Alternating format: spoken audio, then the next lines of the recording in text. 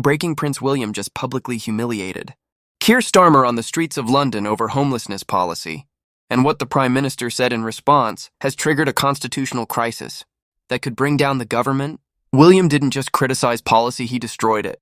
In front of cameras, in front of crowds, in front of a nation, watching the royal family break decades of political silence.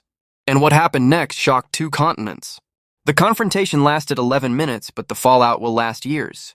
If you want to see how the royal family just changed British politics, forever hit that subscribe button right now. Because what I'm about to reveal will leave you absolutely stunned. Here's what sparked this unprecedented explosion 4 days ago. Prince William made an unannounced visit to a rough, sleeper hostel in Lambeth, South London. His message was crystal clear and brutally direct. Britain's homelessness crisis is a national disgrace, and the government has blood on its hands. But Keir Starmer wasn't having any of it. The Prime Minister wasn't going to stand silent while a prince lectured him on policy. Starmer fired back instead, and with that decision he ignited the biggest royal government confrontation in modern British history at exactly 3:15 p.m. yesterday afternoon. Outside Westminster Bridge, William was meeting homeless veterans when journalists ambushed him with questions about Starmer's housing cuts. What William said next detonated like a bomb across British politics. His exact words were chilling and completely unprecedented for a working royal. When I see veterans sleeping in doorways while billions disappear into bureaucratic black holes, I don't just feel disappointed, I feel ashamed. The crowd erupted in applause. Tourists stopped and filmed within minutes. The clip was racing across every social media platform on Earth. The response was swift and devastating. Within 2 hours, Downing Street issued a statement so aggressive, so personal, so politically reckless that even Labour MPs were texting each other in disbelief. The statement read the Prince of Wales would do well to remember that housing policy is determined by elected representatives, not inherited titles. If he wants to shape policy, perhaps he should stand for election. Sources inside Number 10 described the atmosphere as absolute chaos. When that statement went out, meanwhile, homeless veterans who served Queen and country with honor and courage are dying on Britain's streets in numbers that would shock you. James Crowley, a 72-year-old Falklands veteran, was found dead outside a Tesco in Manchester last Tuesday morning.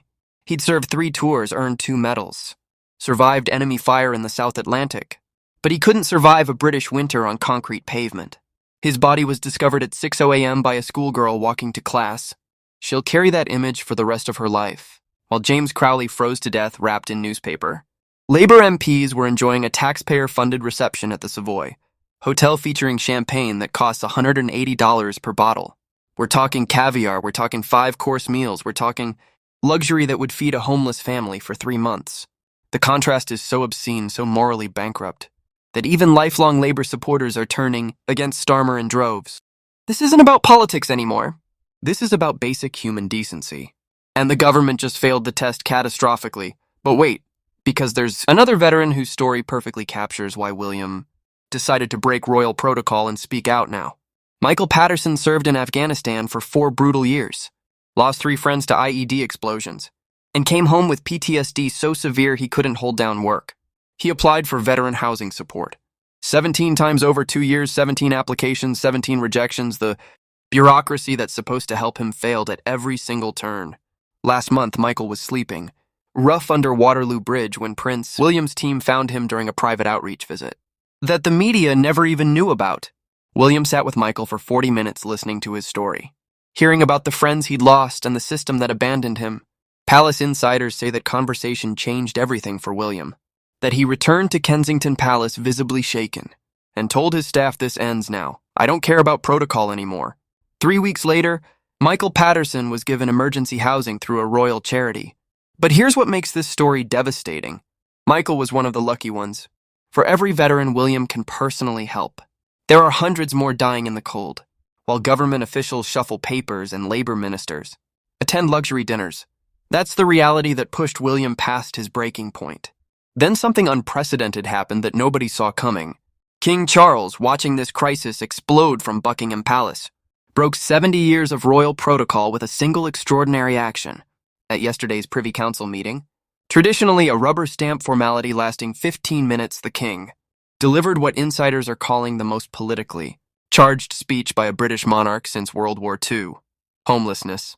Charles declared with barely contained fury, is not a policy debate. It is a moral crisis that demands immediate action from all of us, especially those with the power to change lives. Palace insiders reveal that Charles personally removed a paragraph from the original draft that directly named Starmer, but the message was unmistakable. To everyone in that room and everyone watching across Britain, the king just took sides. The optics are absolutely devastating for Starmer, when both the king and the heir apparent stand united against your housing policy. You're not just losing a political argument, you're losing the nation's moral authority entirely. And here's where it gets even more extraordinary. Charles didn't stop at words. According to senior royal sources, the king personally instructed Duchy of Cornwall officials to open 15 properties across England for emergency veteran housing within the next 30 days, properties worth an estimated $32 million collectively. This isn't symbolic gesture politics, this is the monarchy, directly competing with government policy by showing what real action looks like. Constitutional experts are calling it unprecedented in modern times. Professor Dame Margaret Hodge of Cambridge University said on Radio 4, "The king is essentially saying if elected, government won't solve this crisis, the crown will. That challenges 400 years of constitutional evolution." Think about the political implications for just a moment. Every veteran housed in a royal property becomes a walking advertisement for monarchist compassion and government failure. Every news story about Charles opening palace doors highlights Starmer closing housing budgets. The royal family isn't just criticizing anymore. They're competing for the moral soul of Britain itself. The domino effect was immediate and catastrophic beyond anything Downing Street imagined possible. Financial markets reacted first. The pound dropped 0.7% in 40 minutes as traders bet on government instability. Housing stocks plummeted as investors fled anything connected to Starmer's policies. $2.3 billion wiped from the FTSE in a single afternoon. Then the political fractures started showing. Backbench Labour MP started breaking ranks publicly. Sarah Owen MP for Luton North tweeted when Prince William shows more compassion for veterans than our own government. We need to look in the mirror. That tweet got 400,000 likes in 3 hours. International reactions poured in next. Canadian Prime Minister Mark Carney praised William's courage. Australian leaders called for Britain to follow the Commonwealth's lead on veteran support. Even American news networks were covering it as their lead story, describing Starmer as a prime minister at war with his own royal family. Meanwhile, #defend William was trending globally. For 17 straight hours, protests erupted across 11 British cities: Manchester, Birmingham, Glasgow, Newcastle, all seeing crowds in the thousands demanding Starmer's resignation. The polls showed the political earthquake in real numbers. Labour support collapsed from 39% to 27% in 72 hours. The Conservatives surged to 36% reform. UK jumped to 21%. For the first time since the election, Starmer's government looks genuinely vulnerable to collapse. Inside number 10 Downing Street, the atmosphere has descended into something witnesses describe as complete institutional panic. Ministers are having shouting matches in corridors that security staff can hear from 3 rooms away. Deputy Prime Minister Angela Rayner allegedly threw a briefing folder across the cabinet room and screamed that Starmer had just destroyed Labour's relationship with Middle England forever. Education Secretary Bridget Phillipson was overheard telling a colleague he picked a fight with the future king. Who does that? What was he thinking? WhatsApp groups with names like the Sensibles and Post-Care Planning are frantically plotting their next moves. The question isn't if they'll move against Starmer, it's when and who leads the coup. Chancellor Rachel Rees has gone completely silent, refusing all media requests, canceling appearances. She's not defending Starmer anymore, and everybody knows what that means. She's positioning herself as the reasonable alternative, the leader who can repair relations with the palace and restore stability. Starmer himself looked visibly shaken during Prime Minister's questions. Sources say his hands were trembling as he gripped the dispatch box. When Conservative leader Kemi Badenoch asked if he regretted attacking Prince William, Starmer couldn't answer coherently. He stumbled through platitudes about respecting institutions. While backbenchers groaned audibly behind him, the man looks broken, isolated, abandoned by his own party, and facing a royal family that just demonstrated they're not afraid to fight back. But here's the layer that could bring down not just Starmer but reshape the entire constitutional relationship between Crown and Parliament. Leaked documents from the Privy Council meeting show something extraordinary that hasn't been reported yet. King Charles didn't just criticize homelessness policy in abstract terms. According to 3 separate sources who were in that room, he specifically referenced a classified government report that predicted veteran homelessness deaths would increase. by 42% under current funding levels. If these documents are real, and if they show what sources claim they show, then Charles had access to internal government analysis that proved Starmer knew the consequences of his cuts. Before implementing them, think about what that means for a moment. The king used secret government intelligence to publicly embarrass the prime minister. That's not just breaking protocol. That's the monarchy actively weaponizing state secrets against elected leaders. Who gave Charles that report? How did palace officials obtain classified cabinet office analysis? The implications are absolutely staggering if Charles had inside help from civil servants, loyal to the crown over the government. Then Britain has a constitutional crisis that makes this homeless dispute look trivial by comparison. The optics of that would be absolutely devastating, because it would prove exactly what Starmer's statement implied. The monarchy is interfering in democratic governance.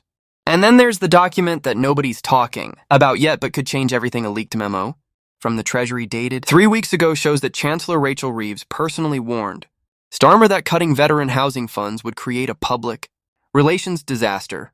The memo, obtained by sources close to the Cabinet Office, includes a paragraph that should terrify Downing Street. Any reduction in veteran support will be politically toxic, especially if the royal family chooses to highlight the issue. We recommend maintaining current funding levels to avoid potential constitutional conflict. Starmer ignored that warning completely. He pushed through the cuts anyway.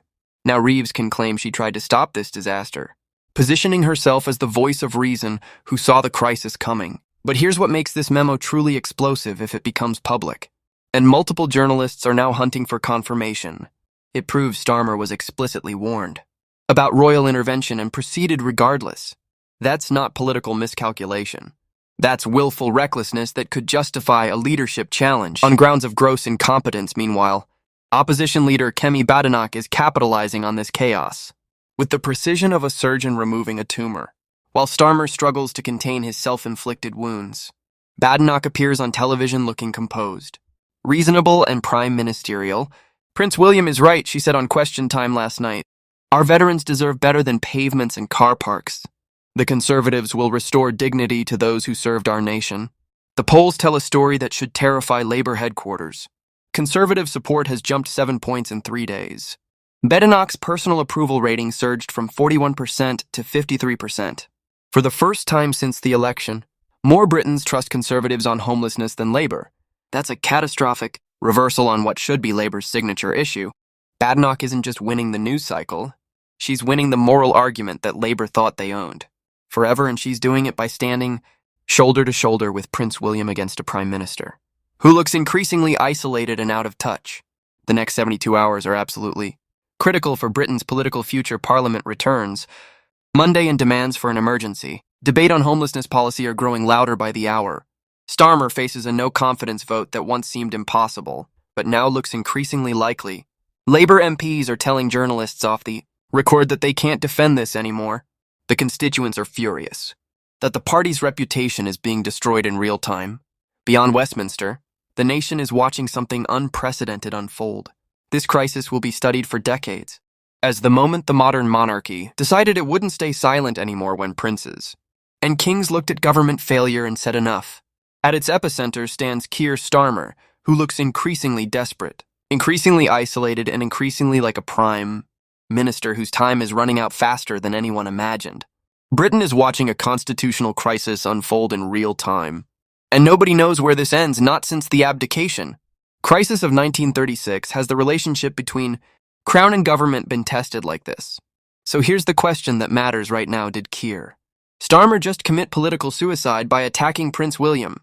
Or will he survive this by doubling down on democracy over inherited privilege? And most importantly, has the royal family just changed British politics permanently by proving they're willing to fight back when governments fail the vulnerable? What do you think? Did William cross the line, or is he right to speak out when people are dying on Britain's streets? Drop your thoughts in the comments below. We read every single one, and your perspective matters in this historic moment. And if this story shocked you as much as it shocked us, share it with everyone who needs to see what's really happening in Westminster right now. The mainstream media is already trying to downplay this constitutional crisis, but we won't let them bury the truth. Hit that subscribe button, because tomorrow we're revealing the leaked WhatsApp messages between Labour MPs plotting Starmer's removal. You won't believe what they're saying behind closed doors.